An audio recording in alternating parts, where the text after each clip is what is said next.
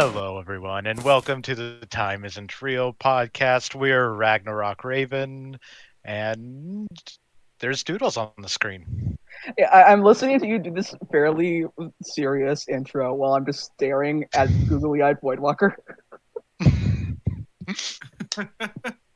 Yep. If you can't tell, we don't have many plans right now for today's I episode. Yep, I just started doodling, and for some reason my reset view button is being weird. I'm Anyway, just going to be playing Pokemon. yay! So we're just winging it today. Yeah. And of So course, what? as soon as we say that, it goes to an awkward moment of silence. Yeah. So what's happened in the last week? A solar eclipse happened. I mean, besides that, but yeah, that's fair. And miraculously, the world didn't end. So, I can't Whoever believe would have people thought guessed? that it would. what's How that? many times has the world been supposed to end in the past decade alone? Far too many. I can't believe that people thought that it would. Like, there were people who were thinking that the Uh-huh. rapture was happening. Yeah. Because earthquakes were happening on a fault line. Um, and that Is fault that line it? happened to uh, be like happened to line up with the path of the eclipse. Interesting. Also, apparently, Google searches for "why do my eyes hurt" spiked up after the eclipse. I love that fact so much.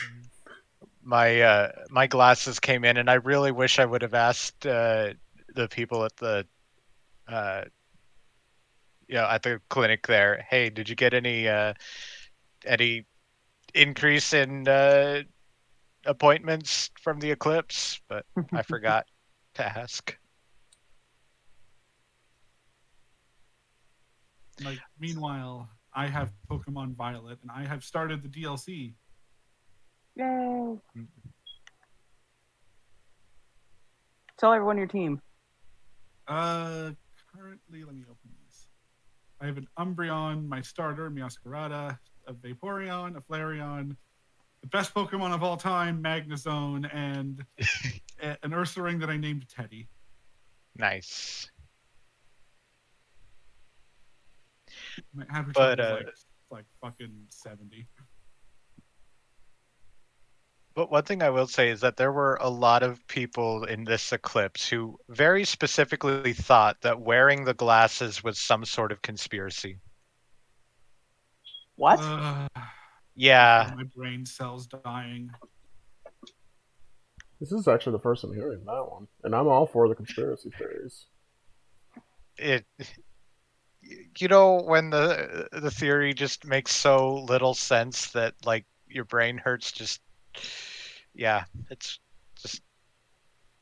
I don't get the conspiracy theory behind it. Like I said, this is the first time I'm hearing that one, and that's ridiculous. It boils down to, if the moon is supposedly blocking the sun, then why do we need the glasses? Because it's gonna. I mean, because the moon isn't blocking all of the sun. Yeah, if you are in the path of totality, you get like a fraction, like a half a minute, where you can look at it without the glasses. That's it. But the moment that it exits totality, then whew. Yeah. Yeah, the moment the diamond ring appears, you're boned. Yeah. Yes. Like, if anything, it still doesn't change the fact that you're still staring at the sun. Yeah. Right. Who was the famous Greek who went blind from staring at the sun?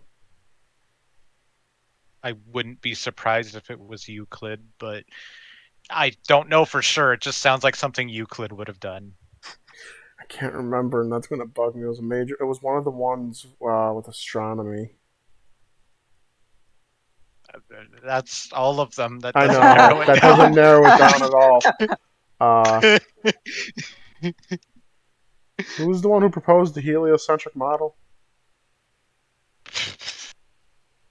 I don't know offhand.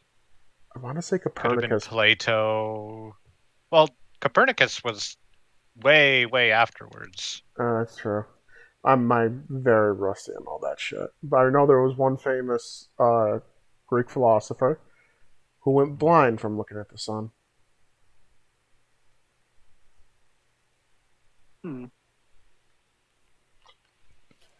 Also, I'm just over here. If I drawing remember White Rock around correctly, explaining. Copernicus was kind of like a middle-aged conspiracy theorist when, like, you know, there had already been hundreds of years of agreement of, yeah, you know, we're probably around the sun. He's like, but what if we're not? I mean, considering the world believed the Earth was hollow well into the 1800s, it says a lot. Yeah. People I mean, did still we have any? unironically believe it's flat. Did we have Yeah. any evidence to the contrary as far as Hollow Earth theory went until that point? No. Well, Yeah. tectonic. There was a few people who proposed about plate tectonics, but they were laughed out of the universities because because how a I'm hollow Earth makes more sense. surprised by that because, like, there is basically zero evidence for plate tectonics either. If you don't, you know, No. have global maps and like go, wow, this is strange. And to be fair with the hollow Earth stuff, there are gigantic caverns. Yeah. Which would make Yeah. people think, oh, maybe it is all hollow. Yeah, but like the Earth is absolutely massive. Mm-hmm. Yeah. I mean, there Like, could be giant caverns let me. underground that we don't know about that are quote unquote hollow Earth Right. stuff, but like, I ain't gonna touch that shit. Mm-hmm. Hold on, let me just look at some numbers. Let's see. So the radius of the Earth is around 6,300 kilometers, or just under 4,000 miles. For context, why can't I? Oh, Mount Everest is 29,000 feet, which A little over a mile. no, that's a few miles. Oh, okay. But let's see here. Regardless, that's around 9,000 meters,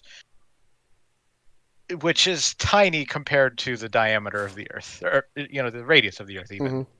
Yeah.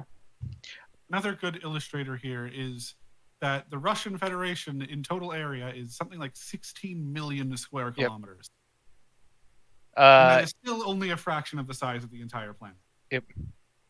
In addition, the Mariana Trench is around 11,000 meters deep,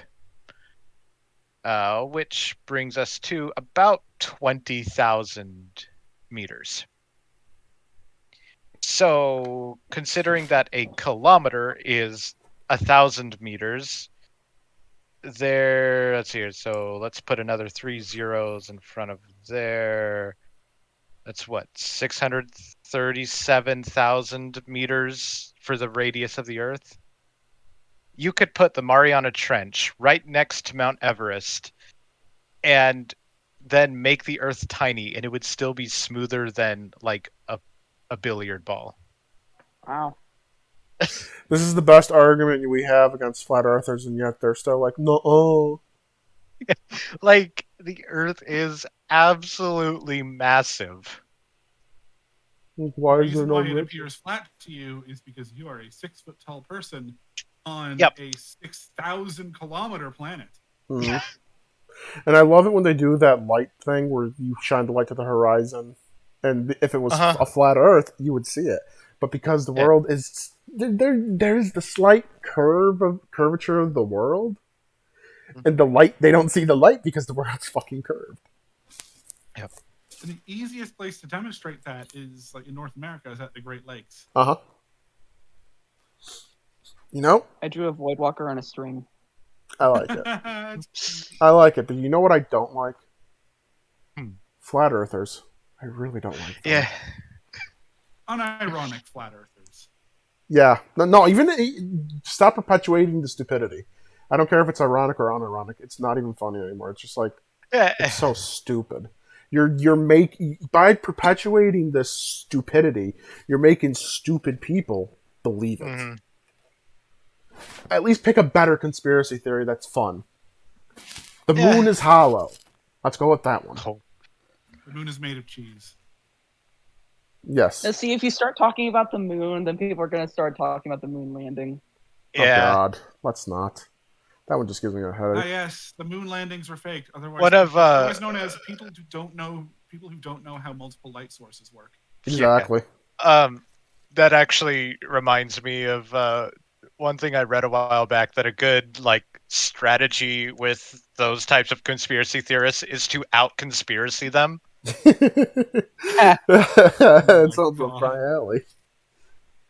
So like, if somebody starts saying, how like the moon landing is fake and stuff, you go, "You believe in the moon?"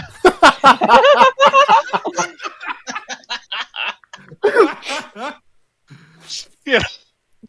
You better watch out. They might talk about how all the birds are fake and just drones for the government. At least that one mean, has That's funny as irony hell. behind I love it. that Yeah. one. Yeah, It's funny. that one has always been ironic. Hmm.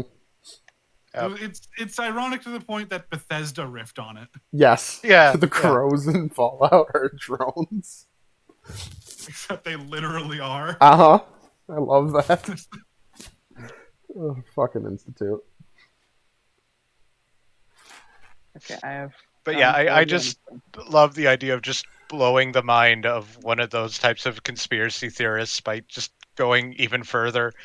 You know, And Yeah. this is to go even further beyond. I know they're lizard people because I am a lizard person.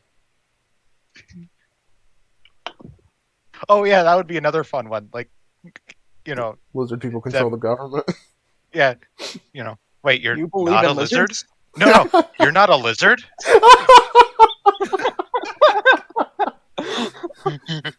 You know, Taking the piss out of conspiracy theorists like that is the greatest thing.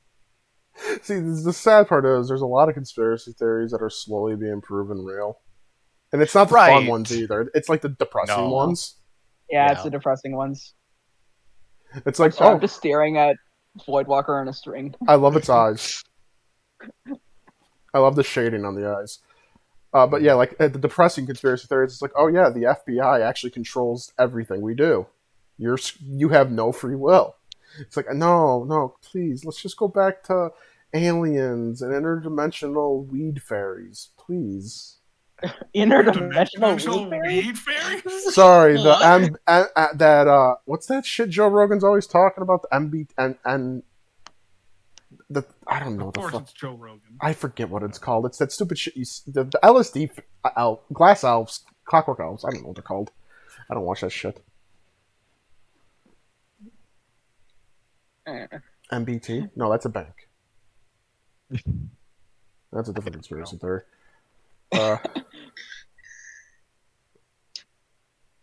I forget the drug he's always talking about that makes you. oh, It's like LSD. MDMA. That's it. Yeah, that's it.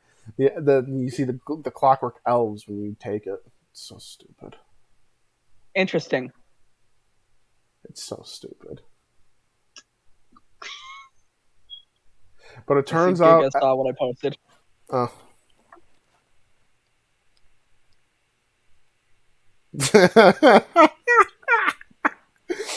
Oh, shit. That's the only thing that I could think of when you said interdimensional weed fairies. And for those who don't know, she posted a picture of Crocker from Fairly Odd Parents. Oh, shit.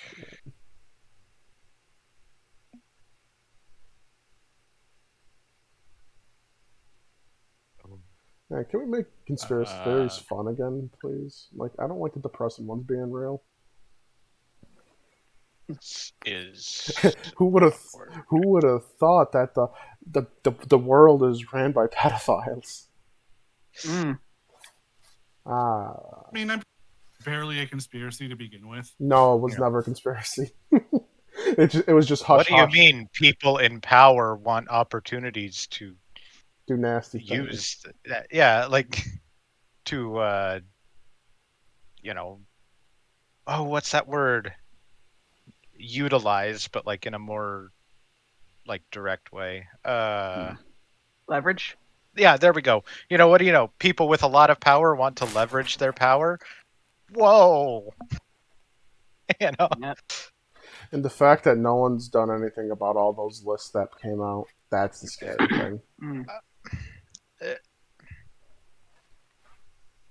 One of the problems with a lot of those lists, like especially like the Epstein lists and stuff like that, like those ones in particular, Epstein just had a log of every important person's address and phone number, Mhm. regardless of whether he interacted with them or not. So, I'm more you referring know, to the interviews with the people who worked for him. right.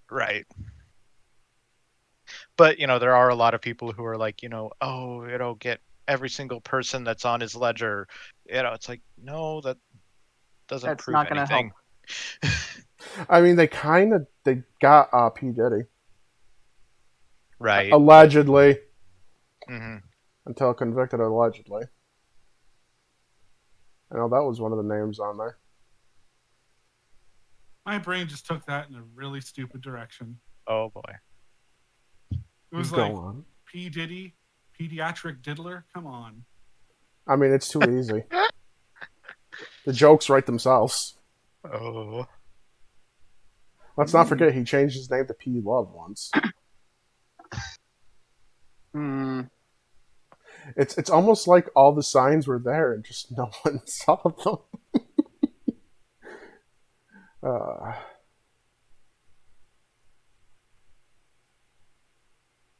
So dark. I'm finally doing the Voidwalker sticker set. If you can't tell.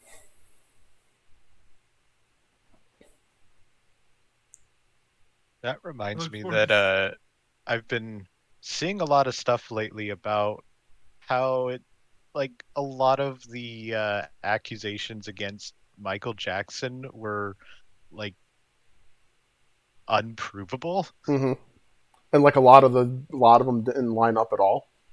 Right. And in a way that looks really suspicious. Like, you know, Like someone was did he trying to actually frame do any of that? there's a lot of I don't want to call it evidence, but a lot of things that make you wonder who was setting him up, or was he being Right. set up? And the question is who and And why. yeah, and like his sister still to this day says that he was murdered. Oh, I believe that. That I do believe. And that he was set up, and Mm-hmm.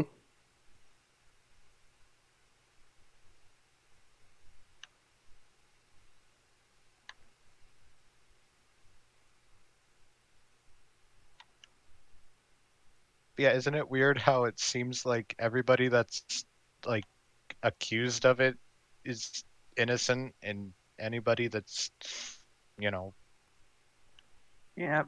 Guilty of it. seemingly squeaky clean is just not. I think it always has to do with it's like I don't know who. When I say powers that be, I really don't know who I mean when I say this. It's just like Mhm. whoever is pulling the strings. It's the people who won't bend the knee to them, who won't Right. play their game. They will destroy by any Yeah. means possible. My thing with the powers that be is that I don't think it's like a single group. I No, think it's it's just multiple. a Yeah. bunch of separate people with their own agendas hmm that And that's are what. separately Yes. pulling the strings of everything. That's why I always hate the term Illuminati. It's like, Yeah. you really think the world is ran by one secret shadow government? You realize how impossible that is. Not, I should say improbable. maybe there's multiple. I'm not. Oh god, I even cringe even saying the word Illuminati.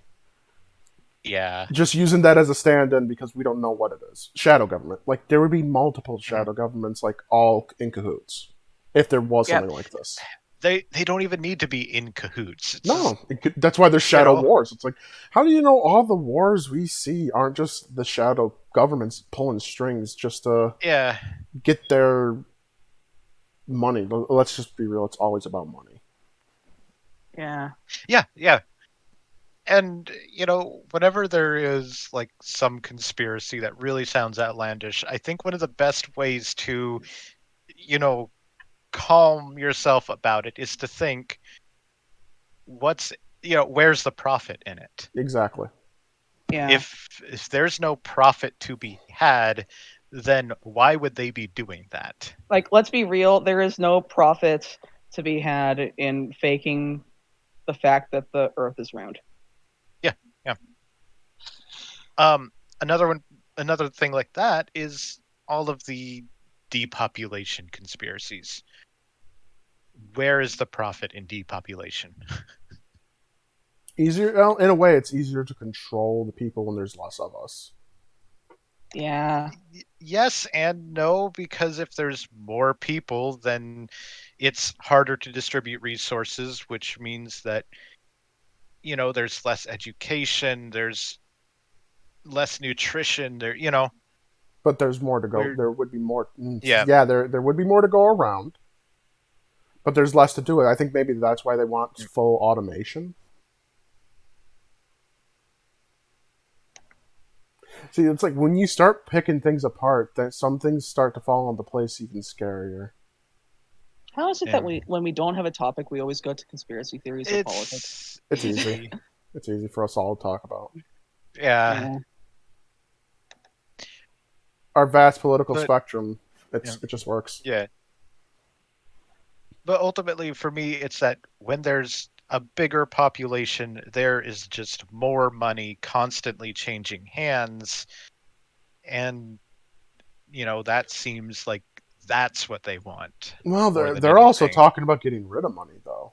You will own nothing and be happy about it. Okay, those are different conspiracy people. Yeah. But the World Economic Forum does have their hands in the depopulation stuff, too. Supposedly. YouTube, we're talking hypotheticals now. Mhm. Get your finger off the trigger. At least let us get to 10 episodes before you take the shot.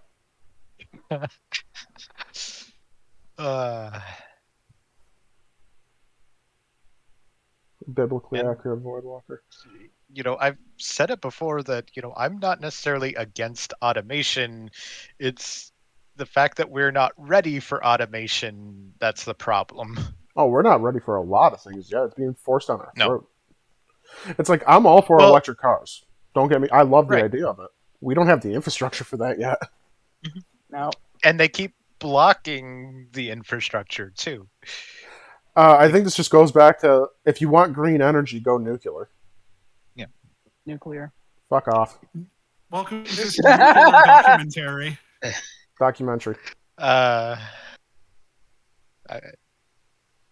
But like you have this thing where it's like, oh, we're not going to build infrastructure for electric vehicles because nobody owns electric vehicles because there's no infrastructure for electric vehicles. It's a nasty little loop, isn't it? If you like, I guess you could point to California for the problem, for an example of how this is going to become a problem. A lot of people, California has a lot of electric vehicles on the road. Mm-hmm. They're not allowed to charge them at certain times because they don't have enough electricity to even go around. Right. And this problem would be solved by going with uranium, with plutonium, with thorium. Yeah. Yeah. Yeah. But actually, though.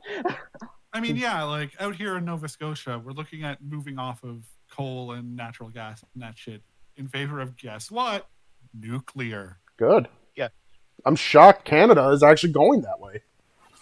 We've been that way for a while. If you look at Ontario, Good. That's like, I mean, I can't. hell, I mean, Ontario generates so much power with nuclear that we sell power to New York. and New York has nuclear power plants all over the place. That's Yeah. our main power source. We have 3 of them. We have one near me, which is a little scary. Oh, it's fine. You got one, I think, down in New York, near New York City, and I forget where the third one is. It's like out west towards Buffalo. But yeah, it's we get good energy from it. We don't need to worry about solar and wind. We have wind power as supplement, which I love wind power. I love the idea of it. But here's the problem with wind and solar. The amount of resources you have to spend to even create those things, it takes a long time to offset the cost. Right. The cobalt, the lithium, those are all being mined with slave labor as it is. And yeah, but and the well, how do I say this next thing without sounding too right wing? Because what I'm saying is left leaning, but like the super far lefties, the wokies, they want to push this stuff so bad, and yet they're also the ones screwing about slavery. Yeah, do they realize like all the shit we have to do is using all the shit they want is using slavery to get in China and Africa and where else is the major mines? Well, I know it's in Africa and China. Yeah. I know those are two big ones, especially with cobalt. Yeah. That actually reminds me of one thing. One of the things that people say, of supporting coal again is to bring back the mining jobs. It's like that won't create that many jobs. No, because how many people can you fit in a mine? And not just that, at least as it would exist in the US, mining would be incredibly automated. Yeah. The actual drilling, that's automated. The transportation, that's automated. Mm-hmm. I mean, well, basically you would just have buttons. You have specialized engineers who are just overseeing a bunch of robots doing the mining work. And see, normally I'm against this whole robot technology at the speed we're going, but like for something like that, with how dangerous mining is, I'm all for that. Right. So how's the new Voidy sticker? Looks good to me. I like it. Just unamused also, Voidy. I will say that like it annoys me when people on the right side of things like glamorize things like coal mining. Oh, I will never glamorize it. I can never. I see it as a necessary evil. I know. Yeah, I get that angle, especially as someone who lives in a former coal mining town that has seen more than one disaster. Hey, I live in West Virginia. Yeah, you kind of take the cake with that one. You pull the trump card. Dude, I live in Spring Hill, Nova Scotia, home of one of the most notorious coal mining disasters in North American history. Right. I just meant it in that I live in the area where they particularly glamorize it for whatever reason, even though. Oh, that still happens here. I think it's because it's a symbol of when America was industrious and able to actually afford stuff back. Right. Back when eggs didn't cost fucking so much. Eggs here aren't that. Oh no, yeah, no. I know I use eggs here are not the cheapest right now. I remember. When was it that eggs randomly spiked up huge in price? Right when Biden took office, I think. Was it? No, I thought it was before that. There's also one that happened recently because avian flu, I think, tore through a bunch of the farms. Right. There was a recent spike in them. Like that's why I was paying like $6 for a dozen. Anyway, we were talking about coal mining, and I just had to post a verse from a song that I like. I think that's why it is glamorized. It's because it's Americana. That's when America was at its most powerful. And as much as I am a proud American, I will say we are weak right now. Yep. more. I think it's glamorized because, especially in the case of places like here, Nova Scotia and West Virginia, we're talking about parts of the country that were already insular to begin with, having something that brought them together. Exactly. Yeah. Oh my god, we're agreeing on But yeah, it. no, modern American coal mines would be like, 10 software engineers sitting in a room making sure none of the automated trucks run into each other. Like, 10 software engineers in a terminal only used for accessing ChatGPT. yeah, basically. I mean, and maybe like a few mechanical engineers on standby, So I guess this also goes back to the problem was where do the people who are going to be out of jobs go for jobs now? Yes, that is the problem Where of does the automation. 40-year-old coal miner go after he's replaced with a machine? Yeah. And there's a lot of people say, well, there's going to be new jobs that get created, except, Okay, what do tell you the know? tell the Yeah. 40-year-old guy to go back to college for 8 more years just so he Yeah. can push a button to make a robot do his whole job. Yeah. It, And that's implying that they'll actually make sure those jobs exist to begin with. mm, Exactly. And also, we go back to the reason why I didn't go to college and why I stopped pursuing cybersecurity. When you have 500 people going for 2 jobs, Yeah. that's going to make a lot of fast food workers in the end. not anymore. Oh God, no! Like this is funny. Like I can't believe that I have a job interview Monday, right?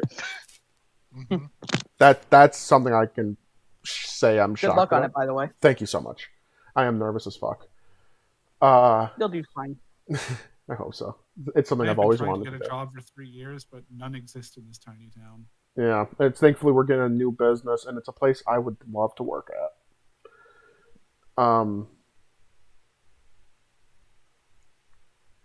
It pays minimum wage is $18 to $20 an hour, Mhm. and I would love to make that. And like, I don't know where I was going with this. I'm just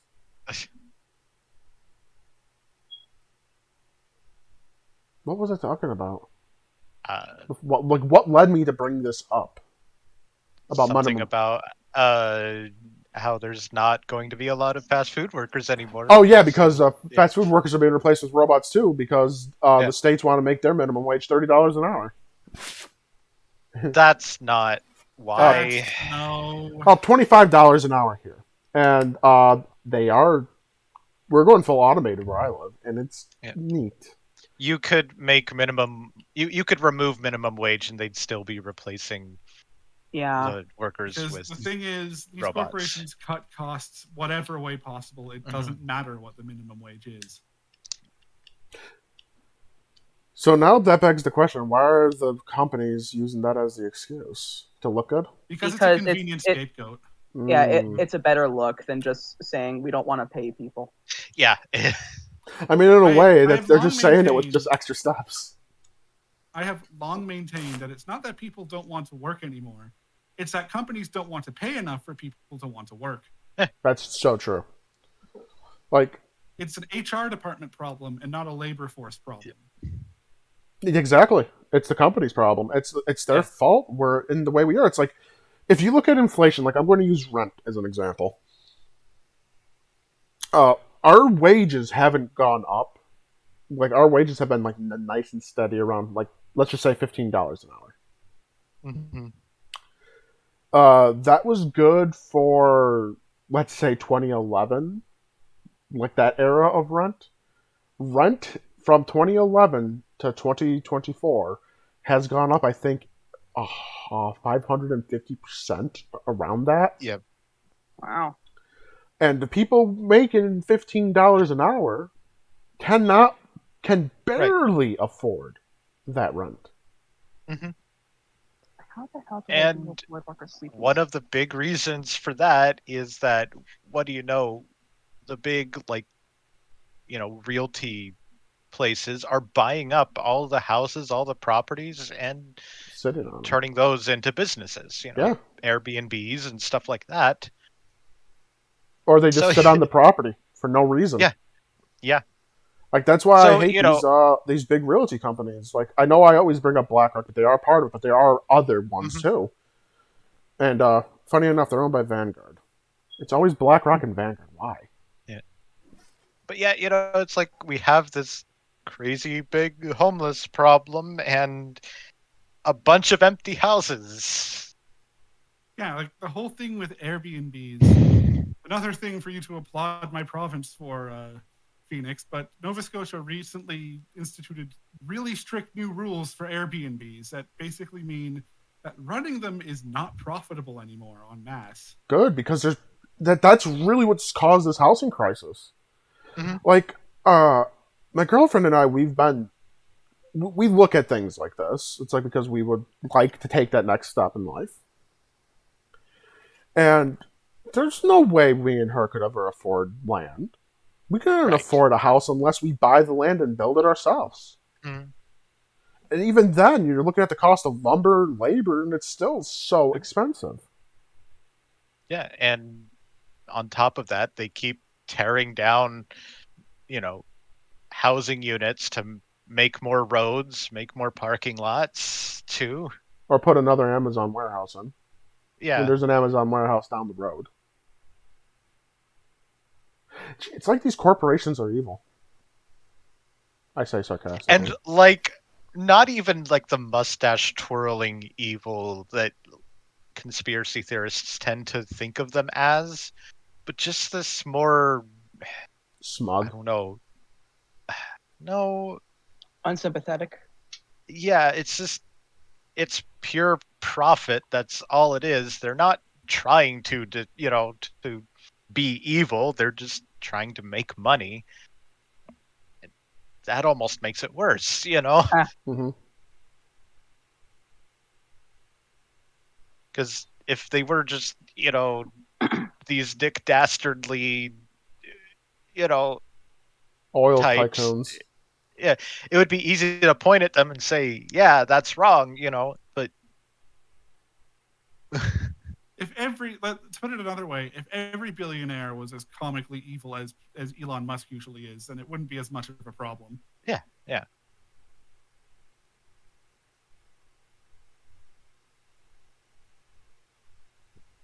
I would have gone Like with Jeff they're not Bezos. doing it to, yeah, they're not doing it to, try to kill everybody else. They're just making more money, Yep. regardless of what it means. And if you had to throw a few people into a meat grinder. Yeah, it's just statistics. I'm Uh, sorry to interrupt the depressing, but this expression is so fucking cute. Yeah, it's mhm. great. It is. And that's not even getting into the government and their taxes. Yeah, Because my mom had to walk me through. It's like if I am lucky and I get this job, she had to walk me through how much money I'll really be making. And that depressed me. I feel like that's more of a problem of how complicated yep, it is to just file taxes in general in the US. yeah. Well, that's why we have tax preparers. Yep. Um,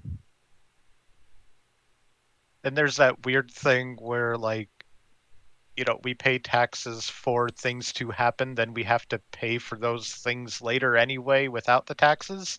Yeah, it makes no sense, does it? Uh, like this is particularly noticeable with like health insurance. Mm-hmm.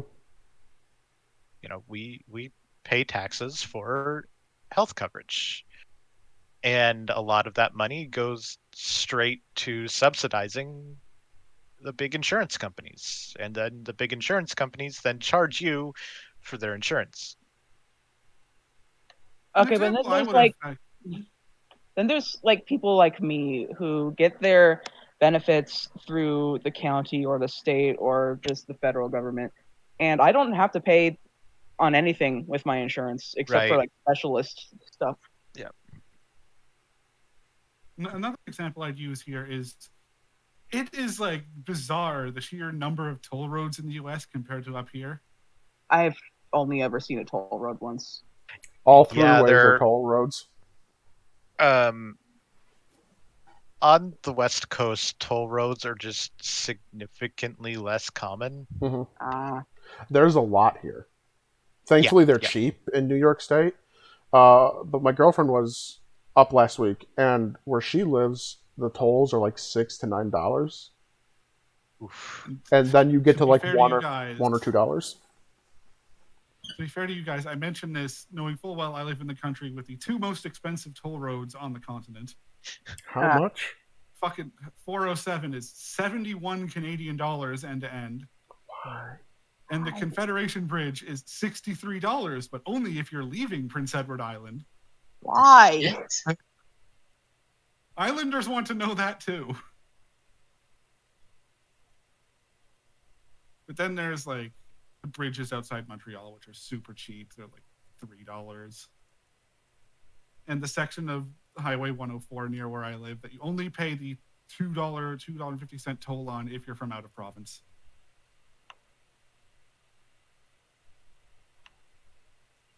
I found a map of toll roads.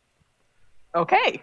There is a ton of them in the US. Yeah. Yes. Looks like most of them are. There is a toll if the road is above capacity.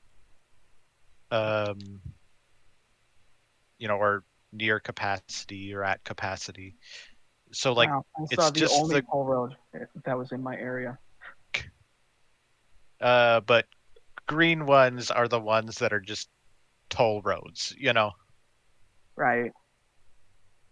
But like look at the East Coast compared to the West Coast. Wow. Yeah, the turnpike system is a uniquely US East Coast thing, Yeah. except if you're in Kansas. Yeah, I got the Boston Turnpike, the Jersey Turnpike. I think there's one in Pennsylvania. There's one in every northeastern state except for Maine. I like Maine. And again, like the only toll roads here are the 407 for an entire road and miscellaneous bridges and stuff. And the funny thing is, like, I know the tolls are to keep road maintenance up, but we're taxed for that too. It goes back to what you were saying about pay. We get taxed for something we pay for in the end. I think a lot of it is also that the taxes don't cover all of the costs. They just make it easier. I don't know. I don't know anything about this. I watch a lot of YouTube content Yep. about this, and something one of the people I watched brought up is that the fact that the 407 is tolled and not the section of the 401 through Toronto that it was meant to bypass is the absolute dumbest shit on the planet. Hmm. Because if you have a bypass, the point is to make people use the bypass instead of the congested highway through the middle of a city.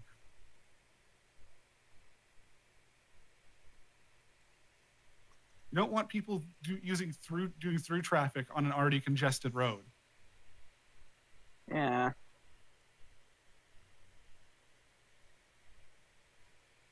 This mentioning Maine made me look up what its voting patterns are, and boy, is it a great foil to the one talking point of every single Democratic majority place is a shithole. Thing is, like, Because it's Maine and New Hampshire are kind of unique in that respect, in that they've got this kind of a similar thing going on to the Nova Scotia Conservatives. Conservative in kind of name only. There's a lot of things going on in this part of the continent that would make Republicans down south in the US, for example, fucking squirm in their suits. but like since 1992, Maine has been pretty straight Democrat. Hmm. With a few little like differences here and there. I like how Maine does their electoral vote system. It looks like they separate it in Mhm. some way. It's not a winner take all state. It's only two states to do that. That and Nebraska. It's like they divvy up the points properly. It's like that's why Maine is always shown as a purple state during election time, because it always half goes red, half goes blue. Nebraska's usually 3/3 red, 1/3 blue. That would 3/3 would be 1 Phoenix. Look, I have a headache. Don't you know what I'm trying to say? Oof. But no, like there's this, Fox News talking point of, every single Democrat ruled city is filled with so much crime that it's literally on fire all the time. And like you could just say, well, what about Maine? It is true of a lot of them, though. It's a rich state Right. too. It's a very rich state, hmm and usually wealthier parts have less of that kind of crime. You'll have different kinds of crime though, white collar. Right. You have a lot of Yeah. embezzling, hmm Fraud, that sort of stuff. things you don't get caught Yeah. very easily for. And Yeah, it's the it's kind of crime that doesn't bring murderers and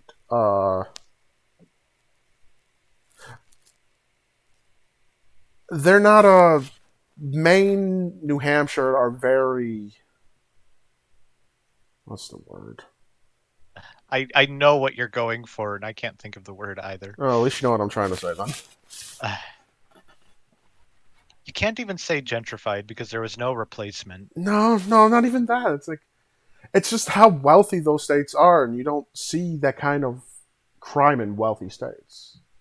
Like Right. if you look at the demographs with the money, the wealth layout, like in New York State, the more wealthy sections of New York State have very little crime. Well, you go into the bigger cities, they're ridden with crime.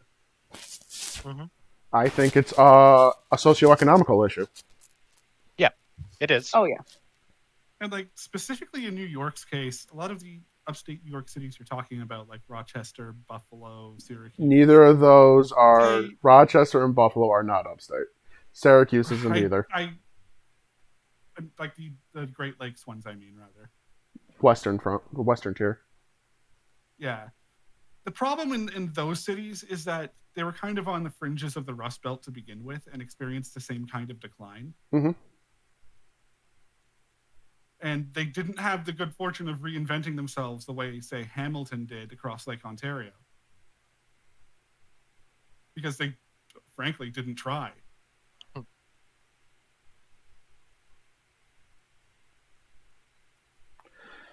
Well, Syracuse isn't doing that bad. It's still a place I wouldn't want to live. Buffalo. I don't really know much about Buffalo. Rochester's a cesspool. Albany's also a cesspool, but that has a lot of lizard people crawling around it Mm. Yep. to make a State joke. capital. Yeah. No, but the further upstate you go, the better it is crime wise. Usually. Also, the population thins out too, which kind of goes to one of our normal talking points of highly crowded areas are bad. Yep. We're not meant to live like that. No, we're not. It's like when you go up into the Adirondacks, it's like where a town is a couple miles apart from each other. Your mic is crackling. Sorry, I even heard that on my end. Also, I'm suddenly reminded that, like, despite originally being from Washington and living there for so long, I've never been to Olympia. Hmm. The capital. Mm-hmm. I've only been to Albany once in my life, and that was to go to a museum. Cool museum, though. How's this look? I like it. That's adorable. Sleepy Voidwalker. Like, I've been to Halifax. I've been to Halifax a couple times, and I used to live in Toronto.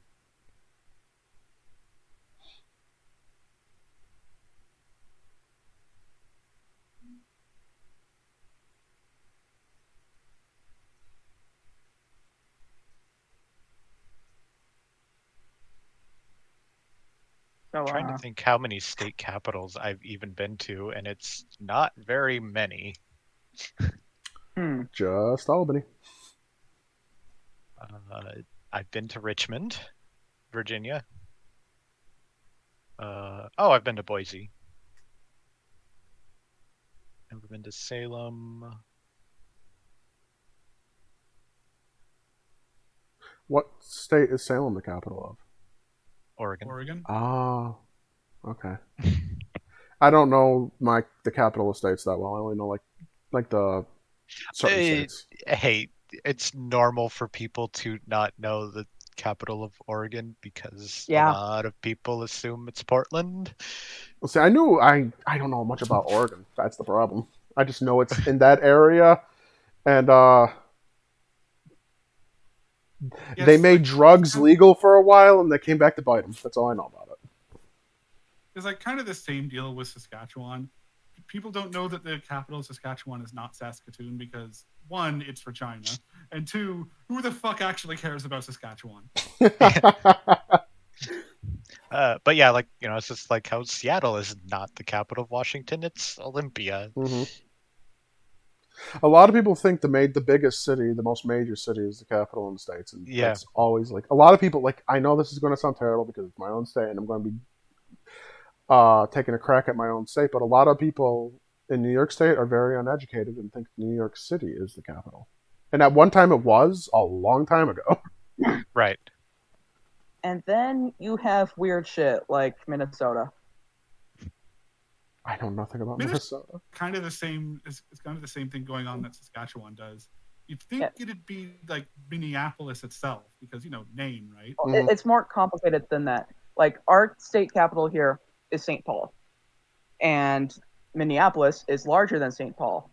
They're also kind of the same city Yeah, because it's called the Twin Cities for a reason. yeah. That would be Uh, like if the capital of Nova Scotia was Dartmouth instead of Halifax, because literally across the bay, and Halifax would be way bigger, Yeah. and they are like pretty much the same city at this point, or even amalgamated into the same like weird regional municipality county thing years ago. And you have the fact that there's a bunch of smaller cities around St. Paul and Minneapolis that are just suburbs of the two. Yeah, I'm pretty sure that Egan is counted as a suburb because whenever I put in the zip code, it always says St. Paul, even though it's not St. Paul. Man, as a Canadian, American suburb setups like are weird to me. they're awful. mhm. Yeah. Just look at fucking Columbus. That city limit is Swiss fucking cheese. Then the U.S. also has a lot of unincorporated places. Are we talking about like Puerto Rico? Technically, no. So unincorporated places are just like towns and stuff where like you can't put it on your address, but it has a name and you can find it on a map, but your address is somewhere else. Huh. Ah, The fun thing is, like, we kind of have that here too. And I live in a place that's technically unincorporated and part of a larger county, but I could still write my address as Spring Hill and things will still come here. yeah. Right. Like I can write my address as either Egan or St. Paul, and it'll still get to me. I wonder if I could write my address as Shannondale. I doubt it.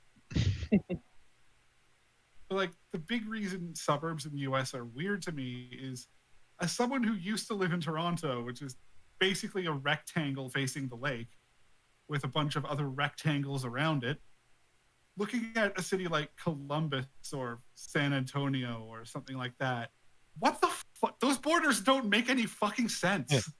Yeah.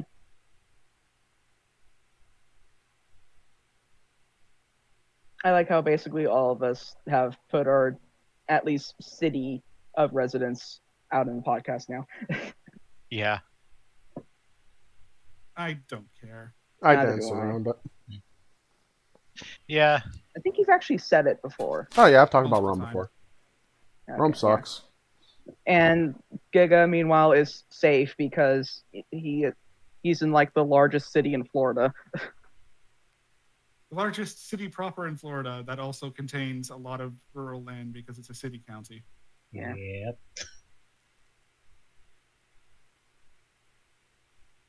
Also, Phoenix, I'm just going to point out fake Rome handshake emoji, fake London being terrible. I like that. Reminder There's that there isn't there a Paris, Texas too? Yes. There's also a Paris, Ontario, and there used to be a Berlin, but that's now Kitchener because World War II. Aw. I feel like there's one in California that I just don't remember offhand. Oh, I know what you're talking about, and the weirdest part about it is that it's pronounced completely differently too. But Yeah. I forget what it is.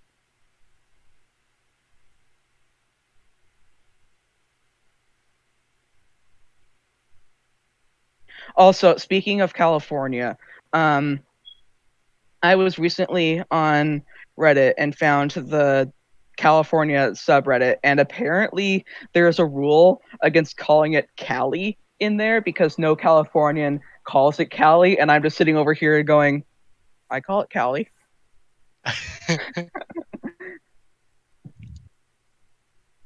Fucking Reddit, man.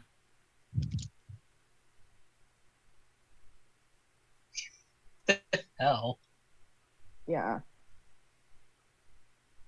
Like there's an actual rule against saying like Cali or Frisco or something. That's It's like, stupid. okay, one, I call it Cali, so therefore at least one Californian calls it Cali. Mhm. Two, stop policing people's language. Also, three, It's there's Reddit. worse things you can call it. Yeah. Like underwater. No, see, that'll be Nova Scotia in the next 20 years. It'll also be California in the next however long. California's like very slowly pulling away from the rest of the continental US. Okay. Also, I found out what the city is, but I was wrong in that it's not pronounced differently. Oh. Ontario, California. Ah, right, yeah. Oh, yes, my uncle used to live near there. Actually, one of my favorite stories of stuff like that is that there are two Vancouvers in the Pacific Northwest. There's Vancouver, Washington, and Vancouver, British Columbia. Vancouver, British Columbia is the capital of British Columbia and larger. No, it's not. Oh, it's not? Oh, Nope, it's that right would because be it's the other one. Victoria. Yeah, Victoria. But either way, Vancouver's biggest place in BC. It is not the first Vancouver. Vancouver, Washington came first. And I can see how you'd get confused about Vancouver being Right. the capital of BC Because Victoria is on Vancouver Island, yeah, okay. and Vancouver is not. Wow. That is what a mess. I love the Pacific Northwest. Okay, well, I'm pretty sure that Ventura Boulevard isn't actually in Ventura, at least not completely. In California. California is weird though. Yeah. Yeah. In Like a lot of especially ways. greater Los Angeles, because Los Angeles itself is actually a lot smaller than people think it is. Mm-hmm. Yeah. Or, well, it's not necessarily that, it's that it has a lot of suburbs that are distinct from Los Angeles. Mm-hmm. Yeah, that people just call Los Angeles. Yeah. But they are technically part of Los Angeles, they're just not usually referred to as part of Los Angeles. Right. I think, like, Hollywood and Beverly Hills are in that list. Yep. I think Van Nuys is in that list. Is Santa Monica part of that list? No, Santa Monica's its own city. Oh, Yeah, okay. Santa Monica's the same thing. Also, one of my favorite things with the border between Washington and British Columbia. Oh God. Point Roberts, Washington. Point Roberts. Yeah, that's a tale. Boy. So basically, the border was defined as a line of latitude. There is a little peninsula that goes across that line of latitude. which means that there's just a little tiny area that's part of Washington that has zero land connections to Washington, and it's like if you want to drive to anywhere else in Washington, you have to go through Canada first. I hope they're a little bit lax on the border there, because otherwise they're just kind of isolated. Yeah. Well, I think some states allow you if you have the driver's license, you can just drive through Canada. Mhm. I know New York Yeah. State does that. And I think a lot of people that live like in, southern Vancouver essentially will actually get a PO box in Point Roberts, Washington, because it's cheaper to ship to the US. Okay. That's clever. Which is funny because it would have to go through Canada anyway. Hmm. Just shows you is that the whole like international shipping thing is kind of a racket. Yes. Yeah. Yeah.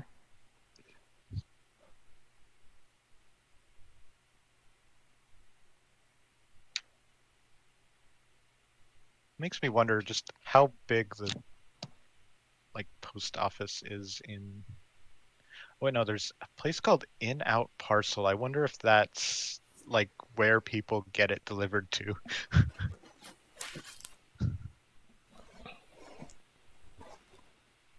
Actually, looking at how many parcel services are in Point Roberts.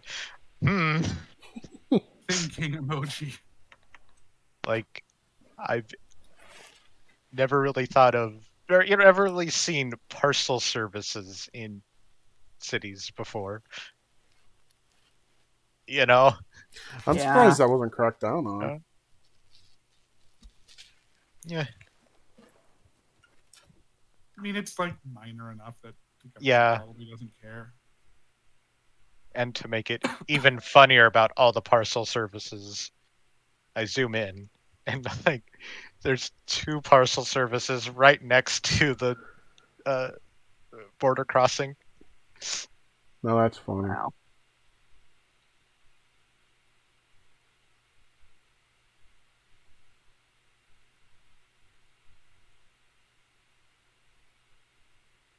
This is an angry Voidwalker.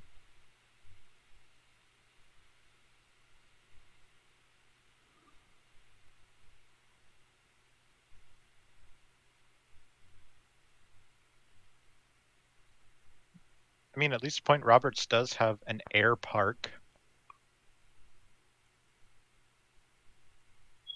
What does that mean? A really tiny airport. Not even an airport, it's a place where planes can land that's Okay. privately owned.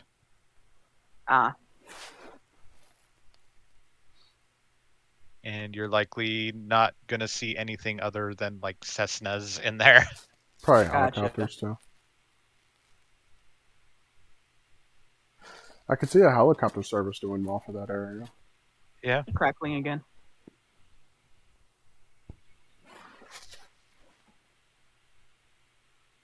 And there's also a marina in Point Roberts. So like there's other connections to the mainland. It's just a really funny place.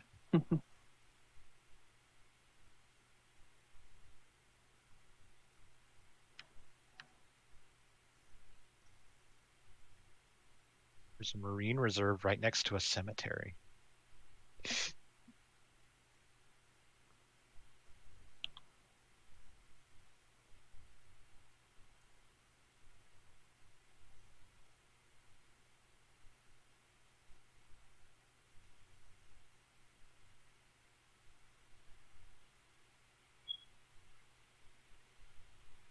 Is on Street View? It is.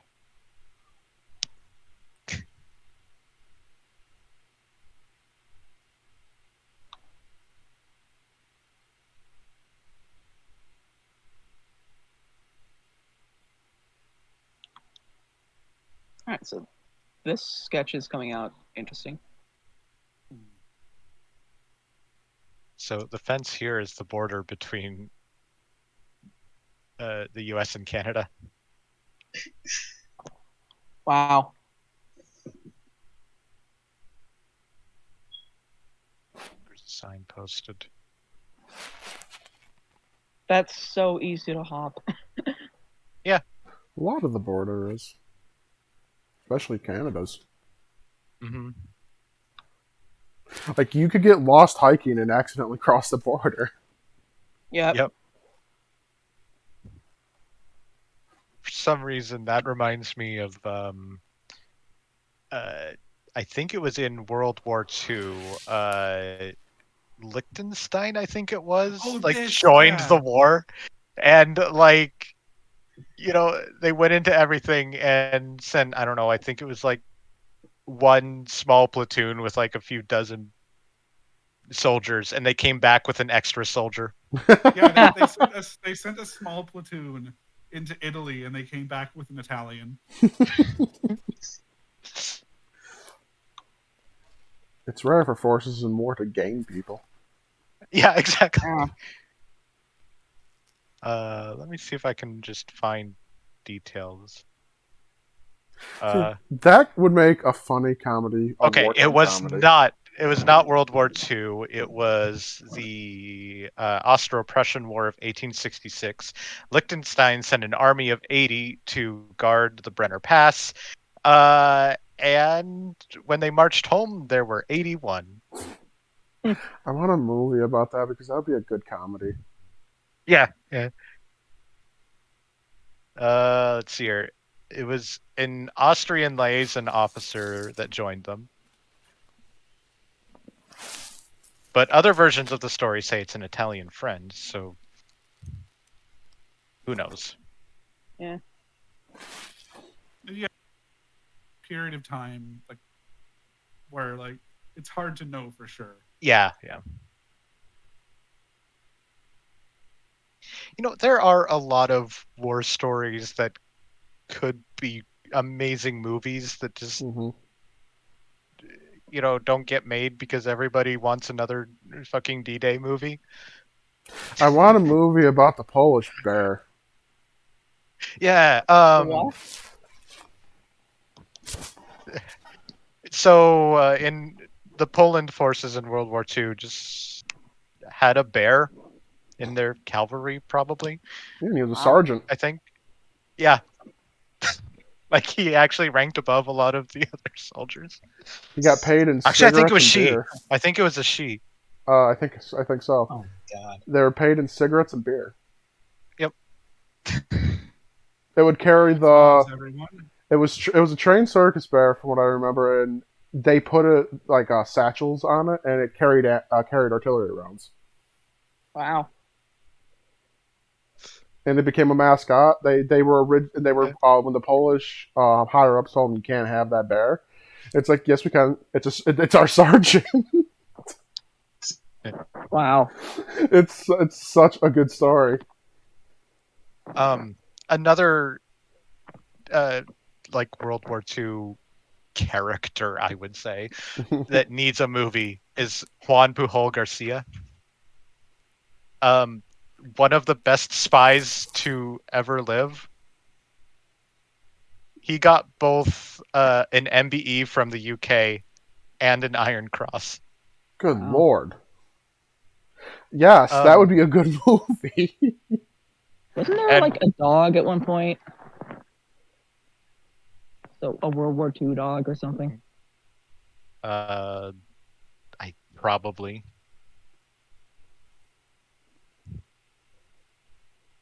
But like basically Garcia was working against Germany. And at first he just started counter spying without actually like being officially a counter spy. He just started leaking bad info to the Germans.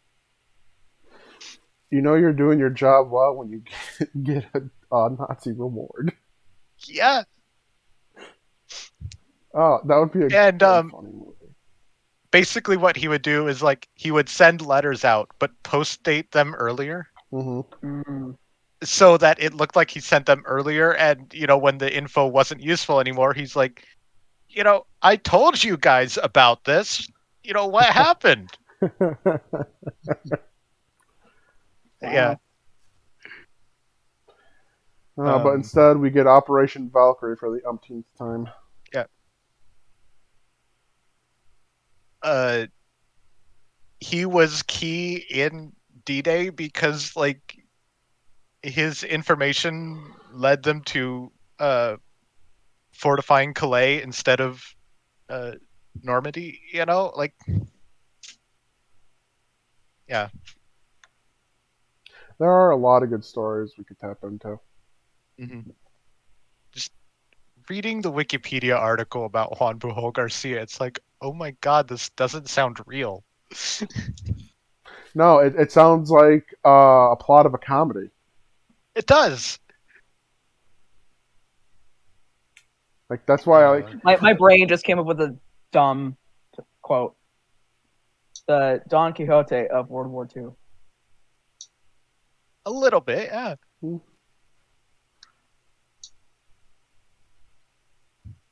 But yeah, basically what it was is, he was in Madrid and he went to the British embassy and said, "Hey, I want to be a spy." And the British embassy told him, "No."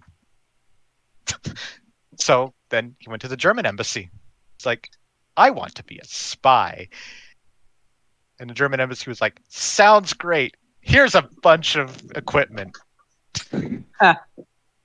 Here's funds to go to London and start spying for us."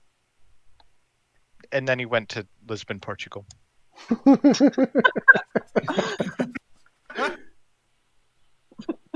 And was just like feeding them info using like newsreels and travel guides and shit like that. Wow. Oh my god.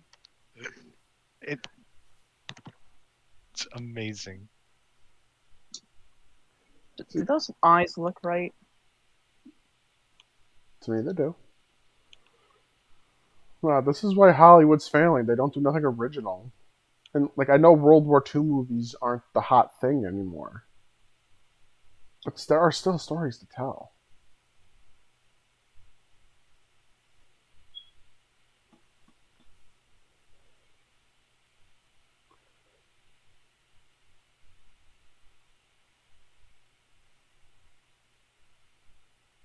Like I guarantee, all five of us sitting here right now could easily write a good script better than what Hollywood's been putting out. I'm sure. Depends on the Like, subject. All five of us working together, I'm sure we could come up with something fun. Yeah. Also, like, I mean, go ahead. despite like supposedly living in London, he kept getting currency stuff wrong because at the time the UK did not use a decimal currency. It was the pound sterling that divided into 20 shillings of 12 pence. And he kept getting that shit wrong, but nobody cared, apparently. Because he would have to like claim his expenses and stuff, so that they could Right. send him money.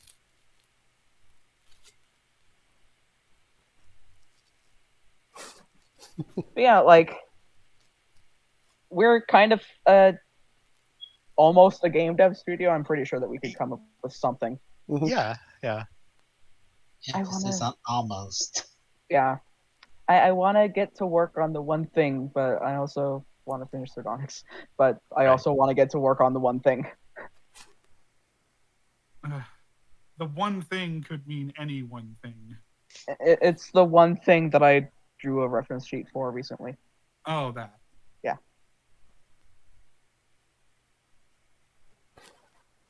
The one thing that's a no-no subject on the podcast, no matter what. Yep. Because you've mentioned other projects you'd like to take on.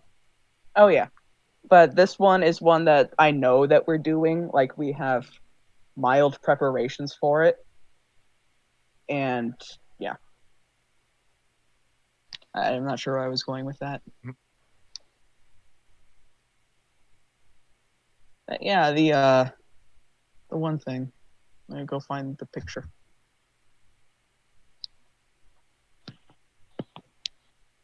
Why is it 7 megabytes? I know why, but that's just because of how I do ref sheets. But yeah, like at one point the Germans gave a reply to Garcia's stuff, coming. It was just said, "We are sorry that they arrived too late, but your last reports were magnificent." Ha! Wow. Yeah,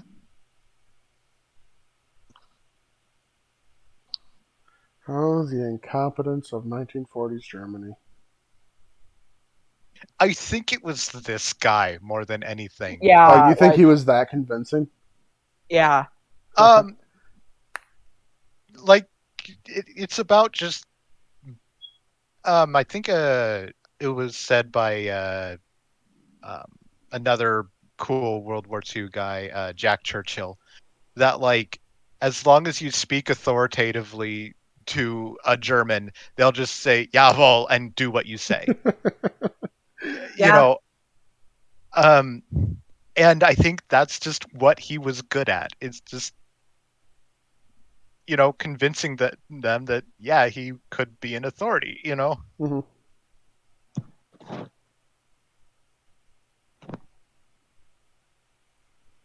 It would be such an interesting character. Like a like a character-driven story. Yeah. Yeah. Damn it, Hollywood! Why do you put out shit?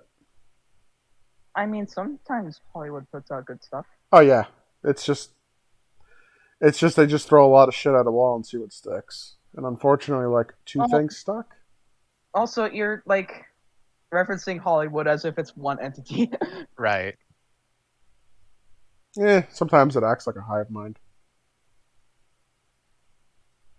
I think that's just different movies following trends that are popular. Uh-huh. Like, wow, the explosion in dragon media around like 2004. Also, it looks like Garcia was like instrumental in cracking the Enigma machine because they just Oh my god. gave him stuff for it. Oh my god. Oh my He's in god. such important things in World War II. Absolutely.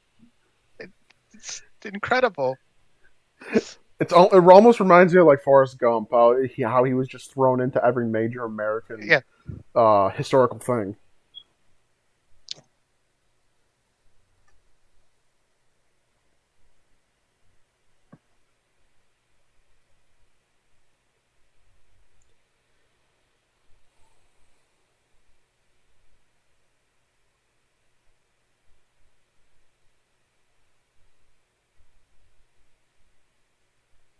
Also, good look into how I draw void blockers here.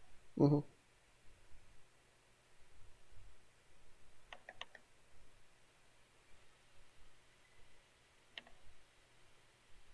I say as I immediately fuck up.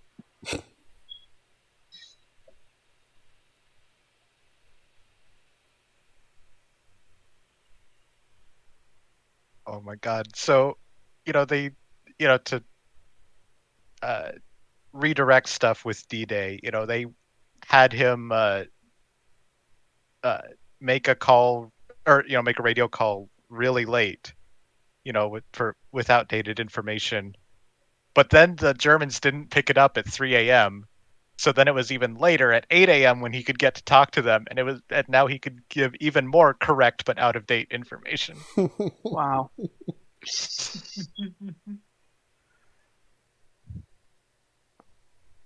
I'm really Oh my shocked they God, this never is made a movie about this guy. There have been a few attempts, but it's just never happened. Now that's a shame. Why is this so adorable? Yes. Oh, it is adorable.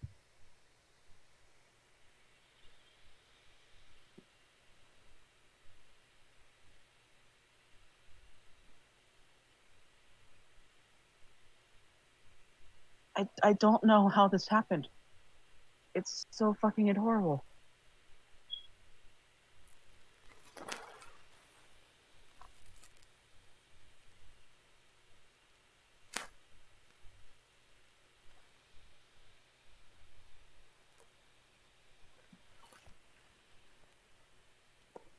At least 62 of Garcia's reports were included in German High Command summaries. Wow. Oh my my God. god. I mean, he was sending like a total of 500 messages, but 62 of them ending up is still Yeah, it's a a lot. lot that they were using as information. He is a crucial Yeah. player in the game. He was, and there's never been a movie about him, which is insane. Because it would be hilarious. It Like, would be.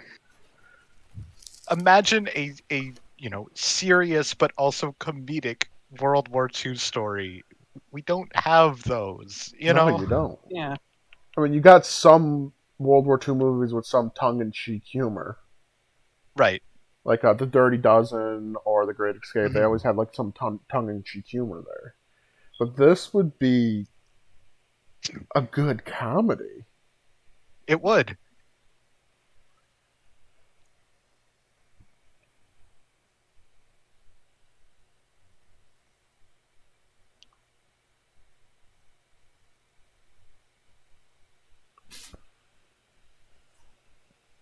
German High Command accepted Garbo's report so completely that they kept 2 armored divisions and 19 infantry divisions in the Pas de Calais, waiting for a second invasion through July and August 1944. Wow. The German commander-in-chief in the West, Field Marshal Gerhard von Rundstedt, refused to allow General Erwin Rommel to move these divisions to Normandy. Wow. Oh my god. There were more German troops in the Pas de Calais region 2 months after the Normandy invasion than there had been on D-Day. So because of this guy, the Germans just kept their army in a completely useless place for months. Wow. I can just picture this guy laughing his ass off as he writes sends the letters. Absolutely.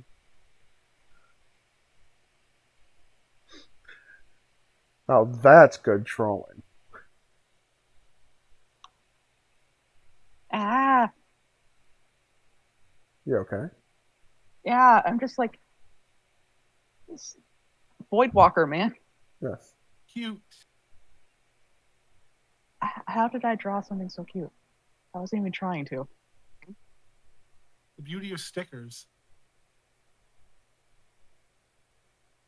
Now, I don't see the context of this number, but it's a ridiculous number anyway, no matter what. The Germans paid Pujol 340,000 US dollars over the course of the war to support his network of false agents. Oh Lord. So what's being more than implied here is this man successfully embezzled money from the German government. Yes. Yes. Oh my. I can just picture him like living the life of luxury in Portugal while World War II is raging on. So, one thing I didn't mention earlier is at one point, like the Allies realized how great this guy was and actually brought him into London and actually started supporting him officially, which only made his stuff that much better, Because he had actual like realism in there. Yeah, yeah.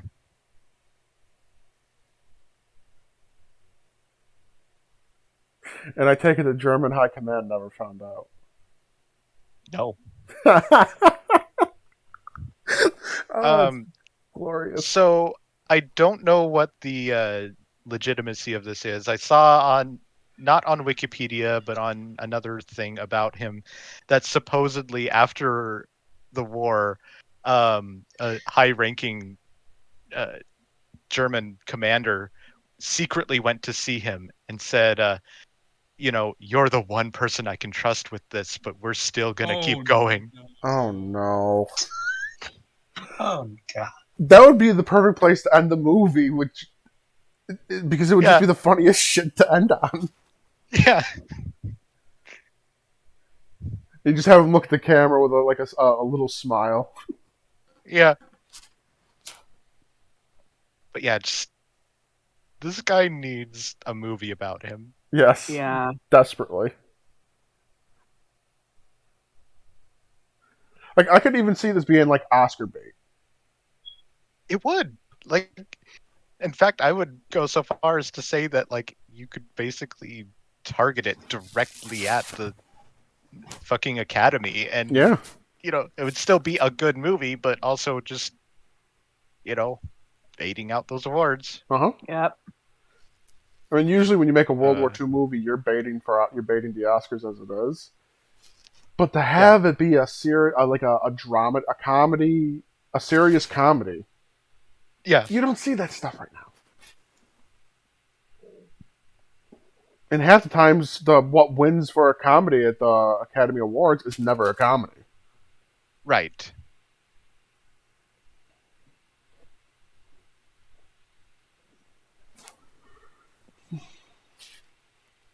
But yeah, I desperately want a movie about this guy. Mm-hmm. And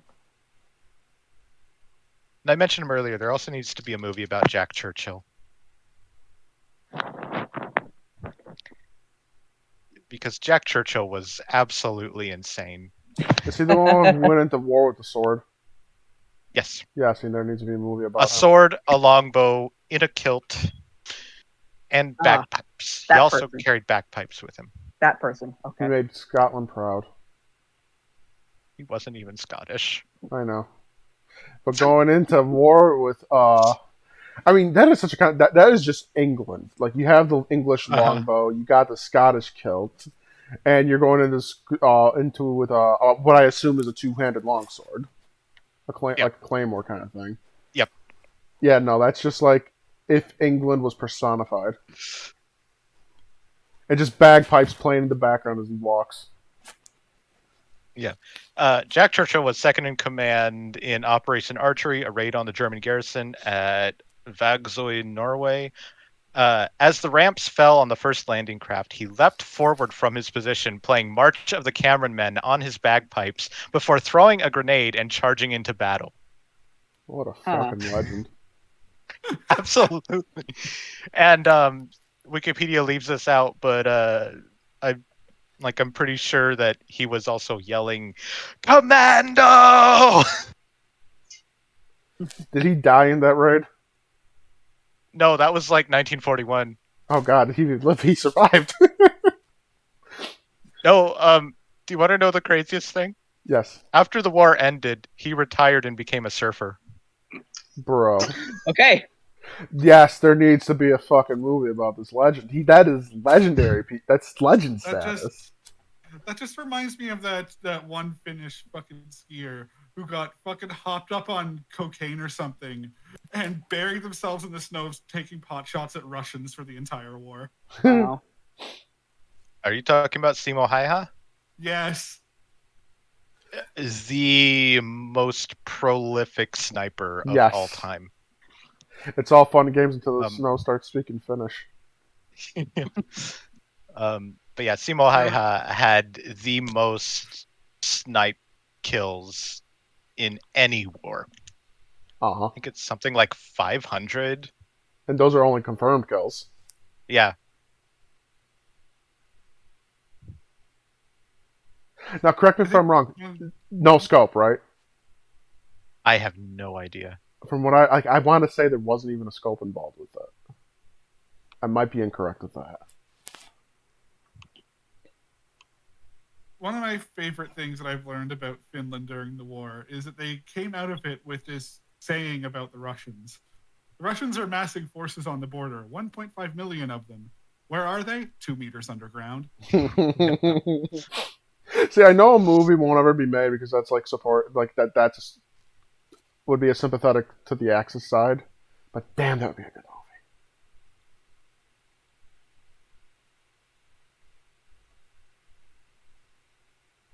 Baby Voidwalker. Yes. Aww. I like the little tongue sticking out. Yes, I had to add that. No, that's probably why a movie about them was never made. Because Finland was siding with the Nazis. Mm-hmm. And as cool as that movie would be.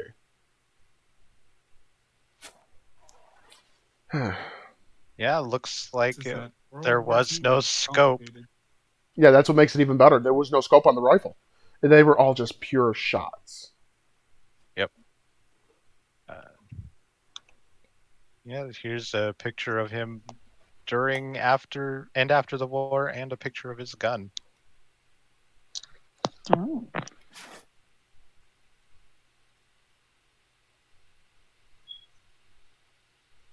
But yeah, I just Hey, love that's that while that first picture of him where he's just smiling. yeah, all this to say that while it's hard to hate the Russians more than the Poles do, the Finns come damn close. Yes. Yeah.